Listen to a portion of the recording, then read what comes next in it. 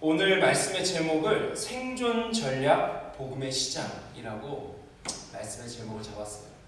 마가복음 1장 1절 말씀을 읽었는데 앞으로 제가 청년들과 2달 동안 예배 못하면서 사실은 3월 첫째 주일날 우리가 예배 못 드렸거든요. 근데 저는 미리 이제 말씀 준비를 해놓은 게 누가복음 말씀이었어요. 누가복음 1장의 말씀이었는데, 그래서 누가복음을 처음부터 끝까지 다 읽어야겠다. 읽으면서 뭐 다 읽을 수는 없겠지만 이렇게 부분 읽어가면서 그렇게 하나님 말씀을 우리가 좀 같이 나눴으면 좋겠다라는 마음이 있었는데, 이 코로나로 인해서 만나지 못하고 또 제가 개인적으로 묵상한 말씀의 묵상들을 해가면서 누가복음이 아닌 마가복음의 말씀을 좀 같이 나눠야겠다라는 마음을 주셨어요. 그래서 오늘부터 시작입니다. 우리가 다시 시작된 오늘부터 마가복음 말씀을 1장부터 이렇게 쭉 읽어가면서 다 읽지는 못하지만 이렇게 한 장에 한 사건이나 뭐 2사건 정도 이렇게 읽어가면서 허락할 때까지 이 말씀을 좀 같이 나누려고 합니다. 여러분, 생존 전략이라는 말을 아시죠? 다? 네. 이런 말 어떨 때 사용하죠, 우리가?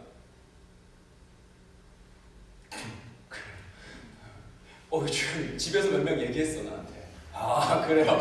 바로 그럴 때? 그렇지. 바로 그럴 때 사용하죠. 제가 생존 전략이라는 말을 이렇게 쳐보면서 인터넷 검색했더니 60개 치킨 알죠, 여러분? 네, 60개 치킨의 사장인 것 같아요. 처음 시작한 그분이 인터뷰한 내용을 들었는데 60개 치킨의 생존 전략이 뭔지 알아요? 이게 레드오션이잖아요. 치킨은 엄청나게 많잖아요, 브랜드가. 그리고 치킨집 생겼다가 망하는 거 거의 5위 안에 들 거예요. 모든 사업이 시작됐다가 문 닫는, 카페가 진짜 제일 많다고 들었던 것 같고, 치킨집도 진짜 많이 생겼다가 바로 사라지는. 왜 그럴까요? 그만큼 이 치킨집이 많다는 거죠. 근데 레드오션인 이 60개 치킨 사장님이 레드오션인 치킨계를 자기가 뚫고서는, 레드오션이기 때문에 했대요, 이분은. 왜? 레드오션이라는 건 뭐예요? 그만큼 또 찾는 사람이 많다는 거잖아요.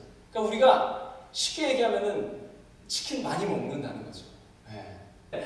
이렇게 많은 사람들이 찾는 이 치킨을 이분이 뚫고 들어가면서 이 60개 치킨만의 생존 전략을 세운 거예요. 그게 뭐죠? 60개 치킨의 특징하면 떠오르는 게 하루에 60마리. 그렇죠.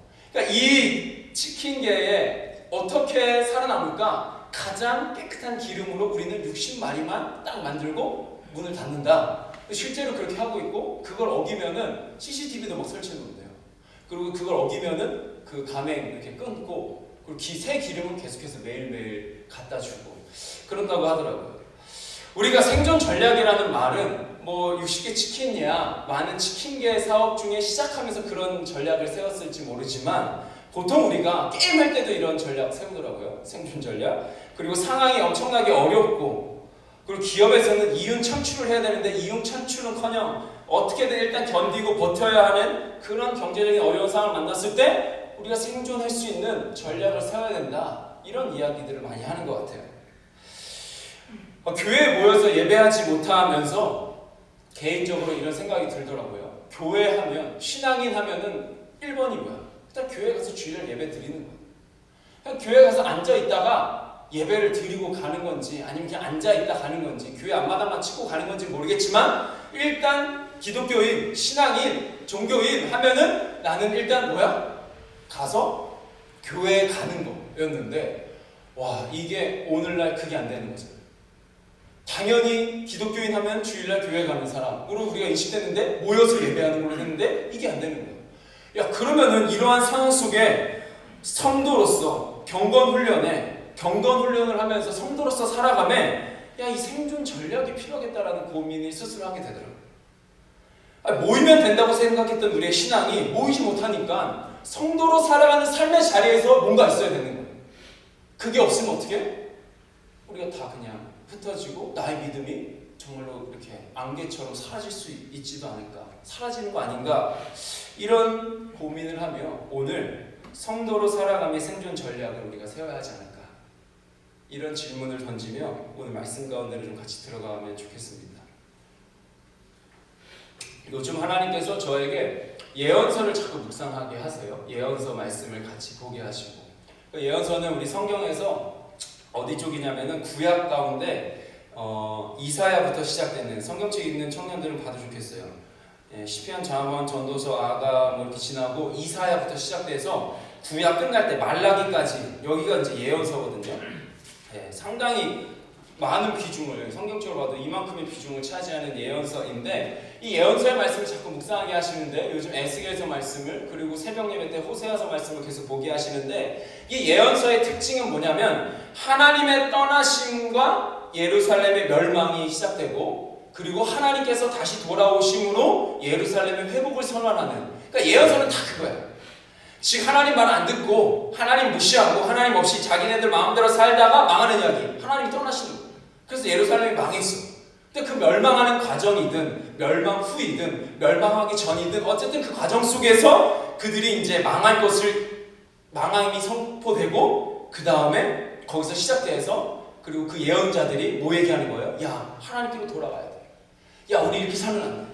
계속 돌아가자고 하나님을 바라보자고 선언하는데 근데 이 사람들이 듣는 척 하다가 돌이키고 가는 척 하다가 다시 제자리로 돌아오고 이게 이스라엘 민족의 그들의 역사였던 거예요. 그래서 그들이 완전히 망하고 그 다음에 듣는 척 외치면 듣는 척하다가 다시 돌아오고 그래서 호세아 6장 1절에 이런 말씀이 있어요. 호세아 6장 1절 이제 주님께로 돌아가자. 이 호세아 선지자가 얘기하는 거예요. 야 이제는 주님께로 좀 가자. 주님께서 우리를 찢으셨으나 찢으신 이유는 있죠. 그러나 다시 싸매어 주실 거다. 우리에게 상처를 내셨으나 왜 망했으니까 포로 됐으니까 상처를 내셨으나 다시 누가 하나님이 아물게 하신다. 그러니까 우리 돌아가자 라고 누가 외치는 거예요. 그런데 안 듣죠. 진짜 안 들어요. 몸짓으로 보여주고 막 무슨 막 막대기를 갖다가 막 이렇게 막 이런 액션도 취하고 말로 계속 외치고 막 기적도 보여줘도 안 듣는 거예요. 왜 안 들을까요? 믿지 않는 거지. 하나님 믿지 않는 거야. 믿는 줄 알았는데 선택받은 백성인데 율법도 아는데 알고 봤더니 안 믿는 거야. 그러니까 믿는 척하다가 다시 제자리 걸어. 결국 고생하다가 완전 망하는 거죠. 그런데 망하고 끝은 아니에요. 진짜 감사한 것은 이렇게 완전 다 망한 그 상태에서 하나님과 약속은 다 어기고 하나님은 잊어버리고 내 마음대로 내 멋대로 살아가는 그 순간순간에서 끝까지 약속을 지키시는 딱 한 분이 계시는데 이제 그분이 하나님이신 거예요. 하나님은 이스라엘 백성과 맺은 언약을 잊지 않으시는 거예요. 그래서 우리가 신실하신 하나님 찬양하는 거예요. 우리는 계속해서 배신하고 배반하고 모두가 등 돌리고 그리고서는 무시하고 살아가는데 바보처럼 계속해서 끝까지 단 한 분 그분은 그 자리에 그대로 서 계시며 돌아와라. 사람들이 착해져서 그치 이스라엘 백성들이 갑자기 말을 잘 들어. 그래 우리가 진짜 이렇게 살면 안 되는구나. 그렇게 착해져서 아니면은 하나님께로 돌아와서 그들이 뭘 잘해서 그거 아니야.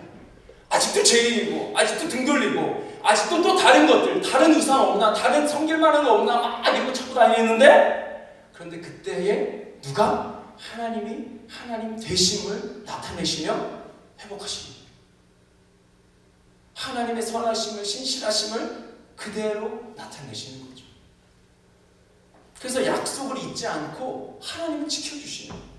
그러니까 여러분들의 삶 가운데도 비슷하고 동일해요. 여러분들이 하나님께서 분명하게 주셨던 그 약속의 말씀이 있다면 약속의 비전이 있다면 그리고 하나님께서 분명히 나에게 주신 마음이 있다면 나는 잊어버렸을지 몰라도 하나님은 어떻게 하신다는 거예요? 기억하고 계신다는 거예요. 그래서 모든 예언서는 진짜 감사하게 망함으로 끝나지 않아. 다 회복으로 끝나요. 이게 감사고 진리고 복음이고 은혜. 나 때문이 아니라 이스라엘 백성 때문이 아니라 하나님 때문에 회복하시는 에스겔 지난 금요일날 에스겔 말씀 묵상하면서 주님께서 이런 마음들을 주셨는데 그걸 좀 더 나누려고 그래요. 본문의 내용은 이런 거였어요. 하나님께서 에스겔 선지자를 통해서 야 성전이 회복될 거야. 다 무너져 내린 다 황폐된 그 땅이 회복될 거야 얘기하시면서 새로운 성전 줄게 새로운 예배 드려 새로운 성읍의 환상을 에스겔을 통해서 막 보여주시는 거예요. 모든 게 변하게 될 거야. 새하늘과 새 땅을 이야기하는 것 같은 그런 하나님의 선포가 선언되는 거예요. 그럼 성전의 회복을 이야기할 때 그 성전의 회복은 뭘 뜻하게 될까요? 딱 성전이 회복될 거야. 그럼 뭘 뜻하는 건가? 마스크 썼다고 말을 못하는 건 아니잖아. 그래, 오랜만에 만났으니까 그쵸? 나 처음 예배하는 것처럼 할게요. 나 이런 사람인 거 다시 상기시켜 주시면서, 자, 어쨌든 뭐이겠지? 새로운 성전의 회복은 뭐예요? 건물이 다시 지어지는 거. 딱 떠오르는 거. 성전이 회복된다고? 아, 건물 다시 짓겠구나. 아, 그곳에서 다시 사람들이 모이겠구나. 아, 그곳에서 다시 제사장들이 돌아오겠구나. 아, 제사가 진행되고 사람들이 성전을 출입하면서 그런 일이 일어나겠구나. 성전 안에서. 그게 회복일까요? 회복이죠, 그게. 맞아요? 맞아요? 네, 맞아요. 회복이죠. 그게 회복이에요. 우리는 당연히 우리 눈에 보기에는 그게 회복인 거야. 성전이 다시 지어졌어요. 제사장들이 다시 제사를, 사람들이 다시 모이기 시작하고 사람들이 출입하면서 성전 회복됐다. 그런데 우리 눈에 보기에는 그게 회복인데 사람들은 누구나 다 그것이 회복이라고 생각하는데, 그런데 하나님께서는 그게 회복이라고 말씀하지 않으시는 것 같아요. 말씀을 묵상하다 보니까. 왜냐하면 이 새롭게 회복될 거다 말하는 그 새 성전에 성읍의 특징이 있는데, 그 특징은 새 성전에는 가장 큰 특징 중에 몇 가지 특징인데, 그 중에서 높은 담을 얘기하시는 거예요. 야, 담이 높을 거예요. 요새와도 같은 문을 말씀하시는 거예요. 그리고 문으로 올라가는 계단이 7개나 있다고 말씀하시고, 또 바깥의 문과 성전 안쪽 문이 상당히 거리가 넓다라고, 그런 성전이 회복될 거다라고 하나님께서 말씀하세요. 42장 15절부터 보면은, 지금 42장 20절 말씀이 있죠. 한번 볼까요? 네. 근데 이 20절 말씀하시기 전에 15절부터 보면은 사방에 높은 담들이 쌓여 있음을 하나님께서 막 이야기하세요. 그러면서 마지막으로 이 말씀하시는 거, 우리 한번 같이 읽어볼까요? 준비, 시작. 그가 이렇게 성전의 사방을 재니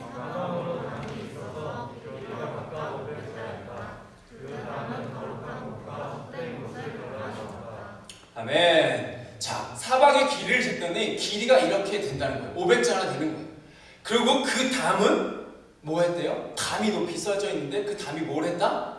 거룩한 곳과 속된 곳을 갈라놨다. 자, 하나님께서 왜 새로운 성읍과 새로운 성전과 새로운 예배를 회복하신다고 말씀하시면서 왜 이렇게 지라고 하셨을까요? 이유는 하나죠. 거룩한 곳과 속된 곳을 구분하는 장치입니다. 즉, 성전이 망한 이유를 찾아보니까 이스라엘 백성들이 포로가 된 이유, 하나님의 백성이라고, 선민이라고 말했는데 하나님의 백성들이 망한 이유를 찾아보니까 뭐였어요? 거룩을 잊은 거예요. 하나님께 딱 붙어서 살아야 되는데 하나님께 붙어있지 않았어. 하나님을 무시하고, 하나님 눈에 안 보인다고 무시하고 그냥 내 눈에 보이는 대로 내가 하고 싶은 대로 그냥 막 살아버리는 거야. 정욕이 이끄는 대로. 왕을 잊은 거지. 하나님이 왕이신데 왕으로 세워지는 그 이스라엘의 왕들마다 내가 왕이야, 내 말 들어, 내가 하고 싶은 대로 할 거야. 그러다가 계속 짓는. 주님께서 이날 말씀을 묵상하면서 내 마음 가운데 주시는 새 성전의 회복은 뭐다? 왕의 회복입니다.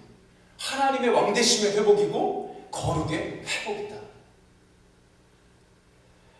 이러한 새 성전의 이야기를 우리는 구약 고린도전서에서 만나게 되더라. 고린도전서 3장 16절입니다. 제가 읽을게요. 앞에 화면에 나와 있어요. 이 얘기 안 했다. 화면 바뀌었죠?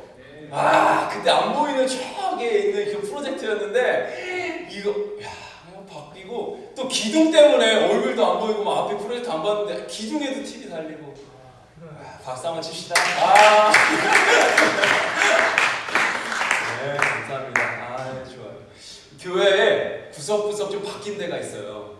그래서 내가 오늘 아침에 목사님들하고 이거 숨은 바뀐 그림 찾기, 숨은 그림 찾기 하면 재밌겠다, 이런 농담도 했었는데, 뭐 이렇게 페인트도 바뀐 데도 있고 TV 위치가 바뀐 데도 있고 그런데, 그러니까 가면서 한 번씩 찾아보세요.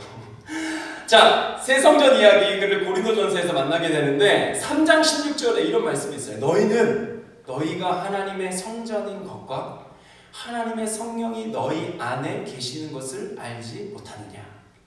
이 사도 바울이 이야기하는 거거든요. 자, 누가 하나님의 성전이라고 선언하고 있어요? 여기서 너희는 이라고 하잖아요. 그쵸? 너희는 누굴까요? 고린도전서, 고린도 지역 교회의 성도들을 뜻하는 거예요. 그러니까 사도 바울이 편지를 써서 그것이 성경이 되어서 우리에게 하나님의 말씀으로 왔는데 이 편지를 받는 대상들은 다 성도야. 다 그리스도인들이었어요. 하나님을 믿는 사람들이었어요. 그렇기 때문에 너희는 나를 얘기하는구나 이렇게 보면 돼. 너희는 너희가 뭐래요? 하나님의 성전인 것과. 그러니까 누가 성전이야? 내가 성전이야. 내가 하나님의 성전이래요. 그러니까 이 말씀을 읽고 또 읽어봐요. 누가 하나님의 성전이에요? 바로 내가 하나님의 성전이에요. 너희는 너희가 하나님의 성전인 것과. 내가 성전이에요. 그럼 어떻게 해서 내가 하나님의 성전이 될까요? 그 다음에 나오잖아. 하나님의 성전인 것과 하나님의 성령이 너희 안에 계시는 것을 알지 못하느냐. 그러니까 성전의 첫 번째 조건은 그거예요. 하나님이 임재하셔야 성전이거든요. 그러니까 오늘 에스겔서 말씀 보니까는 동쪽 문은 열지 말아라 그렇게 말씀하세요. 그러니까 성전이 회복돼, 나도 정확하게 모르겠는데 그 환상 중인지 그건 명확하게 여러분들에게 얘기는 못하겠어요. 그런데 동쪽 문을 열지 말아라 라고 말씀하세요. 그러니까 성전 안에 동쪽 문 열지 말래. 왜요? 하나님이 들어가시면 이 동쪽은 하나님이 들어가시고 나가시는 문인데 내가 들어가면 나 안 나갈 거야. 그러니까 동쪽 문은 열 필요 없어 라고 말씀하시는 거예요.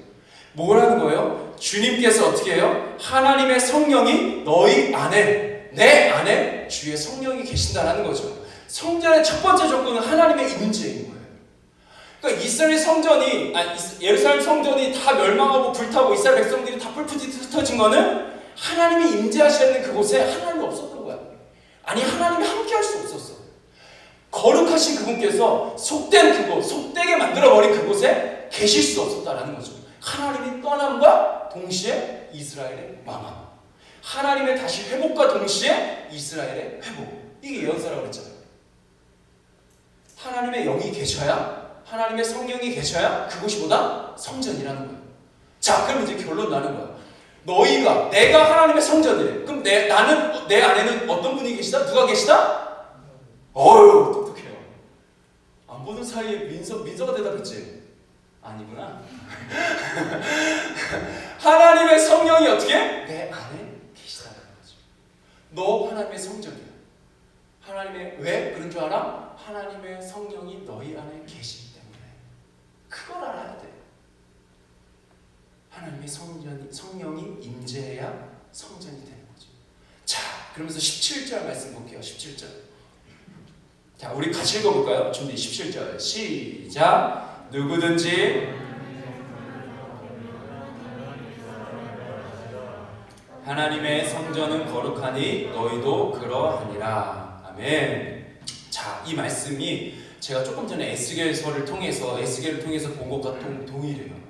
뭐라고 말씀하세요? 이스라엘 백성들이 왜 망했다 그랬죠? 제가 성전을 더럽혔고 성전을 성전되게 하지 못했고 하나님의 임재가 있어야 하는 곳에 하나님이 없었기 때문에, 그쵸? 거룩함 가운데 거해야 했는데 그들이 하나님 없이 속된 것에 거하는 삶을 살았기 때문에 하나님이 계실 수 없어서 떠났고 떠남으로 망했고 하나님의 돌아오심으로 회복된다. 여기서 뭐라고 얘기해요? 누구든지 하나님의 성전을 더럽히면 하나님이 그 사람을 어떻게 하신대요? 멸하시리라. 하나님의 성전은 거룩하니 너희도 어떠하다? 거룩하다. 여기 17절의 시작이 어떻게 시작돼요? 누구든지. 그러니까 목사라고 면제 없는 거예요. 교회 오래 다녔어도 소용없어. 왜? 누구든지잖아. 누구든지. 이 누구든지에 뭐 예외상으로 가로치고 교회 15년 이상 다닌 사람 빼고 목사 빼고 없어. 누구든지야. 이거 누구한테 쓰였다고요? 교인들한테 쓰였다니까. 누구든지 하나님의 성전을 어떻게 하면? 더럽히면.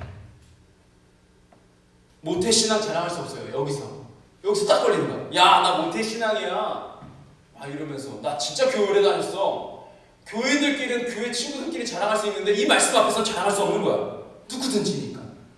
누구든지 뭐하면? 하나님의 성전을 더럽히면 멸하신다.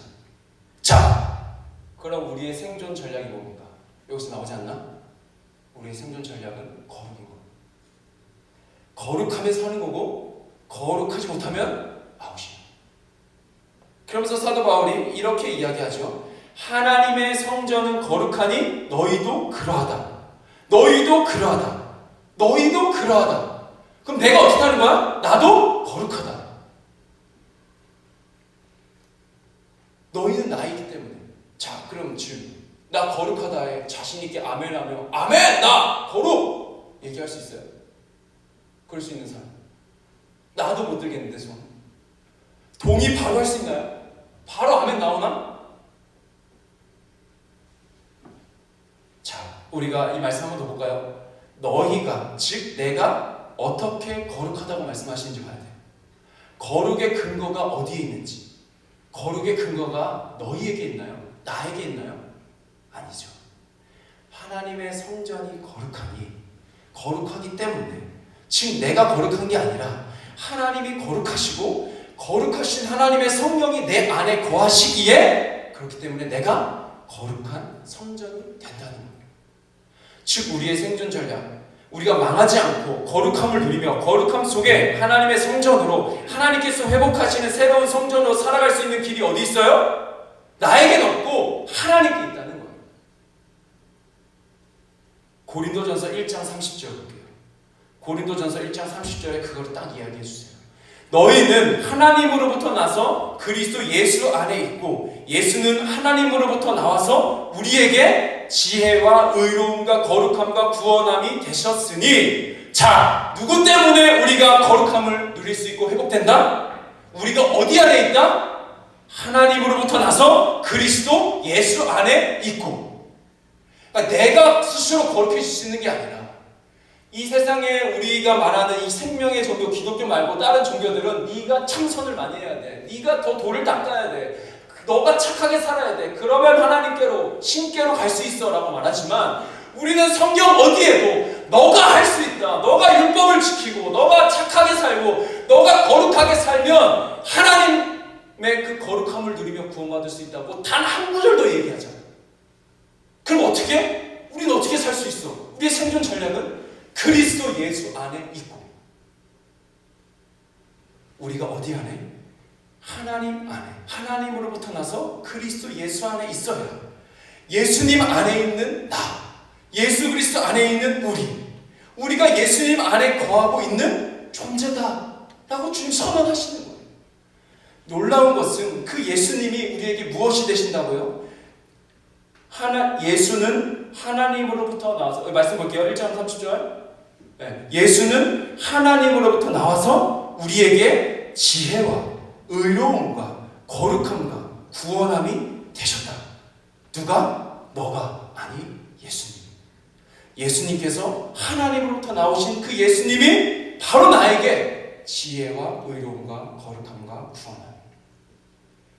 여러분, 내가 지혜가 될 수 있을까요? 지혜로움? 어떻게 생각해요? 야, 너 진짜 지혜롭다. 뭐 이런 얘기 듣기도 하겠죠. 여러분들 알 거예요. 우리 청년들 잘 아는 책 중에 하나일 텐데, 트렌드 코리아라는 책 알죠? 예, 아는 청년들도 있고 뭐 모르는 청년들도 있는데, 몰라도 되고 알아도 돼요. 상관없어요. 그런데 그게 어떤 책이냐면, 올해의 트렌드를 예측해서 전망하는 그런 뭐 서울대의 소비 트렌드 분석 센터 뭐 이런 게 있대요. 그러니까 사람들이 어떤 거를 소비하고 어떤 거에 관심을 갖고 어떤 거에 경제 활동을 투입하고, 그리고 이 세대가 어떤 트렌드를 가지고 살아가나 막 이런 것들을 이제 매년 분석하는 거예요. 되게 많이 맞더라고요. 그래서 2019년도에 자기네들이 분석했던 그 예측했던 것을 이제 책 앞부분에 좀 적고 이렇게 나타났다. 그리고 2020년도에는 이런 일들이, 이런 예측이 있다. 이런 현장, 이런 데를 뚫어야 된다. 뭐 이런 이야기들을 막 이렇게 해줘요. 그런데 그 책이 갑자기 떠오르면서 가장 지혜로운 사람들이 모여서 머리를 짜내고 뭔가를 분석하고 뭐 이런 신문과 뉴스와 사람들의 이런 그 빅데이터를 다 검색하면서, 아, 올해는 이런 일들이, 이런 현상들이 이런 트렌드가 불 거예요. 그랬는데 이렇게 될 줄 누가 알아? 그렇죠. 가장 똑똑하고 가장 분석 잘한다고 말하는 그 사람들이 했던 2020년에 이런 현실, 이 사태가 일어날 거라고 지혜를 가졌던 그 어떤 학자가, 제가 모르는 학자들이 많으니까 있을 수도 있겠지만, 누가 예측했을까요? 진짜 너무 이렇게 순간순간 가슴이 먹먹해지는 이런 현실인 것 같아요. 지금 우리나라야 뭐 10명 이하입니다. 뭐 이제 조금씩 뭐 이렇게 하세요. 뭐 하지만 그 미국을 생각해보고 유럽을 생각해보고 그리고 계속해서 막 사람들이 막 1000명씩 500명씩 막 계속 늘어나고 있는 그 나라들을 생각해보면 막 이런 마음이 계속 들더라고요. 그러니까 이런 재난의 현실이 올 거라고. 누가? 사람이? 내가? 그 다음 뭐예요? 의로움과 거룩함. 이거는 말할 것도 없어요. 그렇죠? 의로움과 거룩함은 예를 들기도 민망해요. 진짜 무서운 현실과 상황 속에서 우리가 살아가죠. 자, 마지막 구원함. 내가 내 삶을 구원할 수 있을까? 구원의 근거를 나에게서 찾는 게 가능할까요? 야, 이 보이지 않는 전염병 속에 우리가 속수무책이잖아요. 그 중에서도 야, 가장 우리가 대빵이야 말했던 나라 있잖아. 야, 우리가 최고 선진국이야, 우리가 지구 최강이야, 우리말 들어야 돼 했던 그 나라가 지금 막 시위한다면서요. 야, 전염병으로 죽는 게 아니라 배고파서 굶어서 죽겠다 막 이러면서 전혀 통제가 되지 않는, 죽겠다 외치고 있는 이런 세상 속에, 이런 우리의 연약함 속에 내가 구원? 나로부터 구원함? 우리는 절대 스스로 지혜도 의로움도 거룩함도 구원함도 될 수 없죠. 그렇기에 오직 하나, 내 안에 계신 예수 그리스도. 그분이 내 삶에 뭐가 되는 거예요? 지혜가 되시는 거예요. 그분이 내 삶의 의로움이 되시는 거예요. 그분이 거룩함이 되시고 구원함이 되셨어요. 되실 것이다 봐요. 의로움과 거룩함, 지혜와 의로움과 구원함이 되실 거야 라고 써있어요? 아니에요. 구원함이 되겠냐? 될까? 아니죠. 야, 되고 있는 중이야, 잘 봐. 아니에요. 뭐래요? 되셨다. 이미 되셨어요. 세 번역으로 제가 다시 한번 읽어볼까요? 그러나 여러분은 하나님의 자녀로서 그리스도 예수 안에 있습니다. 하나님의 자녀로서 우리는 그리스도 예수 안에 있다. 그는, 예수님은 우리에게 하늘로부터 오는 지혜가 되시고, 예수님이 지혜가 되시고 의와 거룩함과 구원이 되셨습니다. 우리는 안 되지만 그러나가 있는 거예요. 우리는 안 되지만 그러나 여러분은 하나님의 자녀로서 그리스도 예수 안에 있다. 나는 안 되지만, 나는 예수 안에 있을 자격이 없지만 그러나 하나님께서 그렇게 하셨다는 거예요. 하나님이 주체가 되셔서 바로 우리를, 바로 나를 예수 그리스도와 한 몸 되게 하셨다. 그래서 그리스도가 우리에게 지혜가 되시고, 예수님 덕분에 우리가 하나님과 올바른 관계, 여기서 의는 하나님과 올바른 관계가 회복됐다는 거고, 그리고 하나님의 거룩한 백성이 된 거고, 해방을, 구원을 받았다라는 거고. 이 모든 게 다 누가 했다? 내가 했다? 아니, 하나님께서 하셨다. 자, 그렇기에 복음의 시작은 바로 예수 그리스도이고, 내 안에 복음이 시작되어야 우리는 어떻게 생존할 수 있다는 거예요. 유일한 생존 전략이 제가 거룩이라고 그랬죠. 근데 거룩은 내가 할 수 있는, 할 수 없다는 게 우리 말씀을 통해서 이제 증명이 됐어요. 난 할 수 없어. 내가 할 수 있는 게 아니라 하나님께서 하신 일이고, 그 일은 복음으로 예수 그리스도 안에서 이루어졌다. 우리가 함께 읽은 마가복음 1장 1절에서 그걸 선언하는 거예요. 아주 그냥 선언이야. 이 창세기 1장 1절과 비슷하지 않아요? 태초에 하나님이 천지를 창조하셨느니라. 창조했다는 거야. 선언하고 가는 거야. 하나님의 아들 예수 그리스도의 복음의 시작이다. 복음이 이렇게 시작됐다. 예수 그리스도만이 복음이다 라면서 이제 마가복음을 저자는 쭉 써내려가는 거죠. 이 한 구절이 마가복음 전체를 요약하는 거예요. 마가복음 전체를 압축하면은 예수 그리스도의 복음의 시작. 마가복음 이야기 조금 하고 오늘 마칠게요. 노력했어요, 저 짧게 하려고. 내가 이제 자꾸 뭔가 하다 보니까는 막 이게 계속 써지는데 아니야. 그리고 저는 꼭 이렇게 설교 준비하고 나면 아내하고 이제 이렇게 몇 마디 나누거든요. 자꾸 막 이렇게 길어지는 것 같아. 이거 이 얘기 저 얘기 막 계속 하는 것 같아만 이제 그랬더니 뭐 잘라. 가지치기. 아니 온 청년들 둘째치고 온라인 드리는 청년들을 생각해야지. 잘라. 그래서 그래도 거의 안 자르고 자, 마가복음을 여는 이 한 구절, 이 말씀 보고 마무리할게요.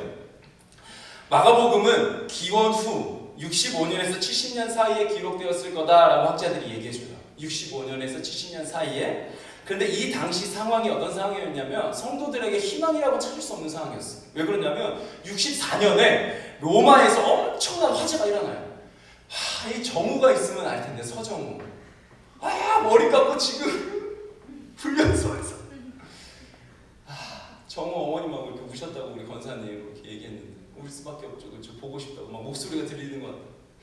그래도 어떻게 해요? 정우는 갖고. 정우는 알 수, 역사를 배우고 있는. 64년에 로마에 엄청난 화재가 났는데 계양군 전체를 다 태우고도 더 큰 면적을 태우는 그런 엄청난 화재였대요. 근데 이 화재의 시작이 그 당시 로마의 황제였던 네로가 이 정신찬란이 좀 있었다라는 왕으로 기록되었는데, 그 사람이 시를 쓰고 싶은데 시에 영감이 떠오르지 않아서 불을 확 내버린 다음에 불을 보면서 시의 영감을 얻을까 막 이러면서, 그러니까 살짝 정신병으로 인해서 화재를 불을 질렀다라는 그런 소문이, 그러니까 소문이 퍼졌다라는 것은 그런 근거가 많다라는 거죠. 이게 퍼지기 시작하는 거예요. 근데 이게 소문인지 사실인지 뭐 로마에서 뭐 조사하면 당연히 아니라고 하겠죠. 그런데 이런 소문이 돌기 시작하면 그 정권은 흔들리기 시작하고, 야, 어떻게 황제가 이럴 수 있냐 그러면서 민란이 막 일어날 수 있는 이런 반란이 일어날 수 있는 흉흉해지는 그런 그 시대의 상황이었던 거예요. 자, 그래서 야, 우리 21살들, 야, 여기까지 왔는데 날 봐야지. 그렇지, 민서야. 오케이. 목사님 봐야지. 머리 잘 잘랐는데 이쁘게. 자, 그래요. 봅시다. 어디 했는지 잊어버렸잖아요. 흉흉해지고 반란이 일어날 것 같은 막 그런 민심이 막 이렇게 조장되는 거예요. 그러니까 어떻게 해요? 두려움이 생기는 거죠, 그 정권이. 야, 그래서 네로가, 야, 이거 안 되겠다. 그래서 이 위기감을 느끼면서 이 소문에 관심을 탁 틀어버려야 되잖아요. 그러니까 우리나라도 그런 거 잘하잖아요. 언론에 따르고 확 풀어버리잖아요. 그것처럼 이거 관심을 돌릴 희생양을 딱 잡으려고 딱 찾았는데, 그 희생양이 누구였을까? 그리스도인들, 기독교인들. 그래서 원형 경기장에 놓고 사자 밥 되게 하고, 그게 이때 일어난 로마에서. 그리고 톱으로 막 몸을 자르고 성도들을, 무시무시한 고문과 악행, 히브리서에 나와요. 그들이 당했던 그 고난, 고통, 비참한 현실, 참혹한 환란 속에, 그런데 그 로마에서 그런 환란과 그런 어려움들이, 참혹한 현실이 왔는데 그곳에 살아가고 있는 그리스도인들, 그들에게 완전한 절망이 자리하기 시작하는 거죠. 야, 이제 끝났구나. 야, 우리 이렇게 죽는구나. 야, 희망이 없어.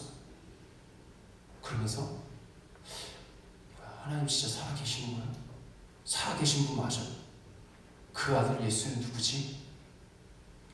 가득한 탄식과 절망의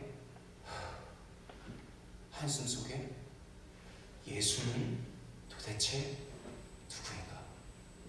이 질문이 실존적인 질문으로 그 내면 하나 가득 차지하기 시작하는 거예요. 누구에게? 성도들에게. 그때에 마가복음이 기록되었고, 그 마가복음의 소식이 아름아름 성도들에게 퍼지기 시작하는 거죠. 환난과 고통 속에 신음하던, 어둠으로 가득 찼던 그리스도인들에게 빛을 선언하는 것, 희망의 길을 제시하는 것.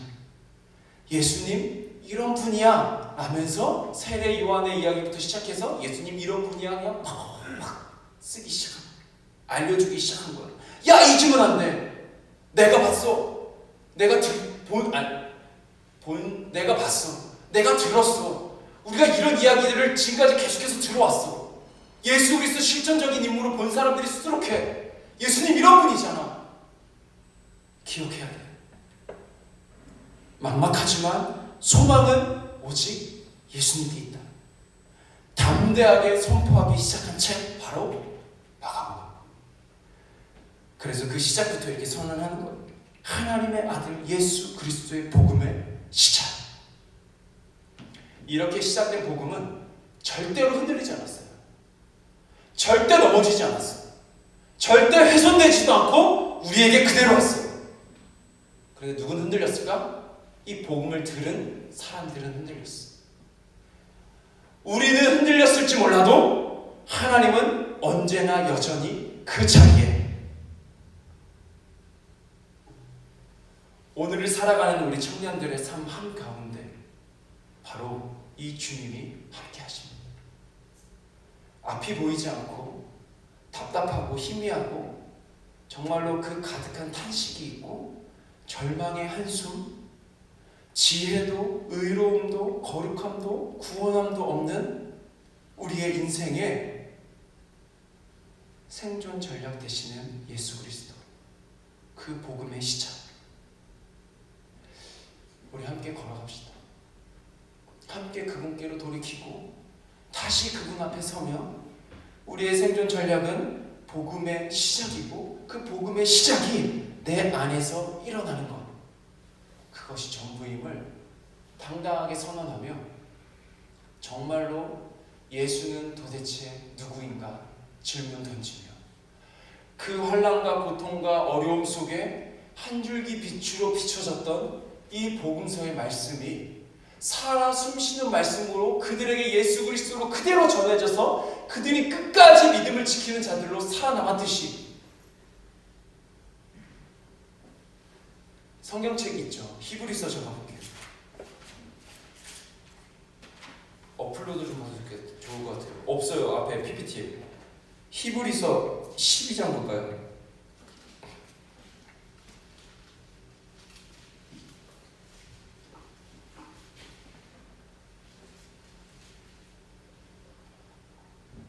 (12장) 위에 11장부터 볼까요? 그들 가운데, 잠시만요. 11장 38절 좀 보면서 저 잠깐 다시 봐주세요. 자, 그 환난과 어려움과 고통 가운데 있는 그들에게 복음이 선언되고 복음이 시작된 예수 그리스도의 그 말씀이 진짜 실제가 되어 예수 그리스도가 되어 그들의 삶 가운데 비춰졌을 때 그들이 어떤 삶을 살았냐? 37절부터 볼까요? 제가 아까 얘기했던 그 내용 그대로예요. 돌로 치는 것과 톱으로 켜는 것과 시험과 칼로 죽임을 당하고 양과 염소의 가죽을 입고 유리하며 궁핍과 환난과 학대를 받았으니, 그러면서 38절에 뭐래요?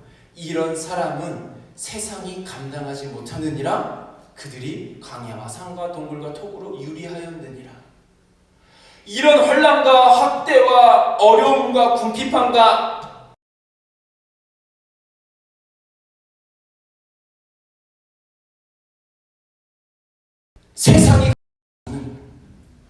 세상과 상관없는 삶을 산다는 것. 그래서 12절에 이렇게 시작되잖아요. 이러므로 우리에게 구름같이 둘러싼 허다한 증인들이 있으니, 우리 믿음의 선배들이 있다는 거죠. 흔들리지 않고, 아니 흔들렸지만 다시 그 빛을 붙잡았던, 예수 그리스도를 붙잡았던, 맞아 복음의 시작이 내 안에 시작되었지 라고 외치고 선언하고 그렇게 살았던 믿음의 선조들이, 믿음의 증인들이 우리 앞에 있다는 겁니다. 우리 같이 그들의 삶을 기억하며 정말로 예수가 누구인지 그냥 세상에서 말하는 누군가의 말에 의해서가 아닌 이 성경 마가복음에서 예수를 어떻게 표현하고 예수님이 누구신지 우리 한번 같이 만나가 보며 정말로 그분께 내 인생을 걸만한지, 정말로 그분이 구원인지 우리 함께 고민하며, 아니 이미 맞아요, 예수님이 내 삶의 구원이에요, 예수 그리스도만 그런 분이에요 라고 선언했다면 다시 한번 내 믿음을 점검하고 다시 한번 다져가는 그런 우리의 삶, 또 오늘의 예배함이 되었으면 좋겠습니다. 우리 반주 좀